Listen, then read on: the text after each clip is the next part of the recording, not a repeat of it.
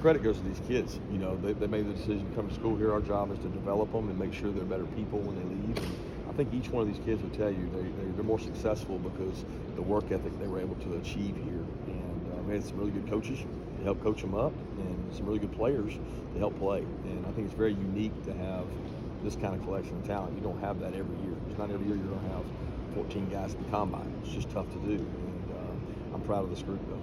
Is there a reason why Kirby didn't run here today? Do you know much about that? He has a pec strain, so he was getting ready for the combine, and he was doing a lot of bench press, and he strained his pec. So he hasn't been able to train as much. He's going to do some position drills and things, but that's a decision that he has to make, and I think he's made the best decision. Coach, we talked about yesterday, hard work. This is the fruits of their labor. I mean, what does that sell to the kids that are coming up behind these guys?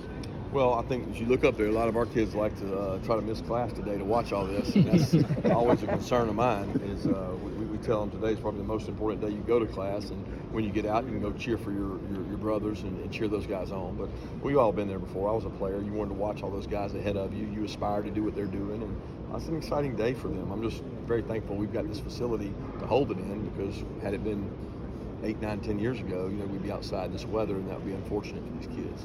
If they said anything to From a you, recruiting standpoint, how much of this publicity here with all the teams and the success you got at the combine mean for you? It depends on how much kids watch it, right? So one thing I've learned is you think that all these kids watch it, and you bring a recruit in, and he's like, well, I spend most of my time on social media looking at other recruits. So we want to push what these guys have done out, what they've been able to achieve, the amount of NFL personnel in here. We want that out there. We want kids to see that. We're one of the few schools in the country that we're open to the NFL teams whenever they can come. We want them to be here to watch our players. And a lot of coaches don't like doing that. They're not comfortable with that. But for us, we want our players to get seen, get evaluated, and be able to put their best out there. And I think that's helped these guys be comfortable in front of NFL personnel, because it's not the first day they've done it. When you talk to these NFL personnel, is there one, overarching characteristic that they see in all of your guys? I don't know. I think every guy's different. I think there's been a lot of accolades given to this group, especially defensively, and even the two backs. The biggest thing that sticks out is the way they play on tape. It pops on tape. They play really hard. They play really physical. They know they're coming from a very structured environment where they have to be on time, attentive, work hard. It's not easy. And when the kids tell them it's not easy, I think these NFL personnel like that, because they want it to be tough. I think a lot of the guys at the combine said meetings are run like the NFL, practices run like the NFL. Like, it's one, how much of a conscious effort is that? Two, how much do you think prepares them for days like today and their future in the league? I don't think any coach that's the head coach of college football would say that it's not that way in their place. Nobody's going to say that it's not that way. We try to mimic ours on what's best for us. And what we did last year might not be best for us this year, but our kids do have a standard they have to execute to.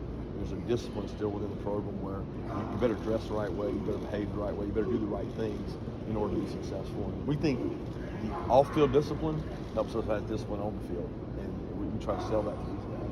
How important is NFL draft success to keep this program successful? It helps.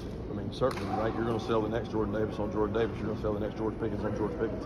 So that helps sell it. But ultimately, it takes a lot of work. It takes a lot of organization. Coach, can you talk about Jordan Davis and some of the changes he's been making as he gets ready for the league? Changes? Like with his weight?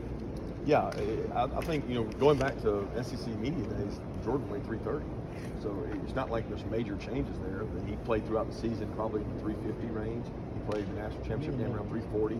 He was somewhere in 340, 345. So I think a lot's been made about that. But when he maintained his weight, he was at the weight he's at now. And he has had some fluctuations in there. But he also came in 315 pounds. He was going to put on weight, muscle when he got here. He did that. He's done a good job managing that.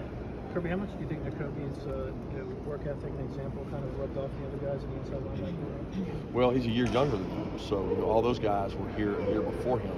I certainly think his character and competitiveness, all of them, to get on the field in that room, you had to be on it. And it raised the standard, it raises the bar. It's kind of what we're missing now. We don't have this depth where guys are having to compete. Some guys have just inherited jobs. In that linebacker room, you didn't inherit anything. You had to work. Monty said a lot of that for all those guys. He set a standard of excellence in workout. Monty learned it from Roquan. So it gets passed down all the way. How important is it to see Julian Rochester work out in his 6th year, and just what does that tell the younger guys? Never give up, Yeah, I'm just happy for Julian to be healthy. He's worked really hard to be healthy. He's had a couple ACLs. He's a kid who's been through a lot here, but he's never wavered. He's a great leader for us last year. He's a leader in the locker room. He helped shape Jordan and Devontae's work ethic. So I'm happy for him today. Do you believe Jordan could be a three-down lineman? Absolutely. He could have been a three-down player here. It's more about conditioning, and when he's at his top-level conditioning and his best weight, he can play on third down. We've got pass rush ability out of the guy. We didn't ask him to do that because we had the luxury of a Jalen Carter and Devontae White and Trevon to go in there and do it. He did it for us in practice all the time.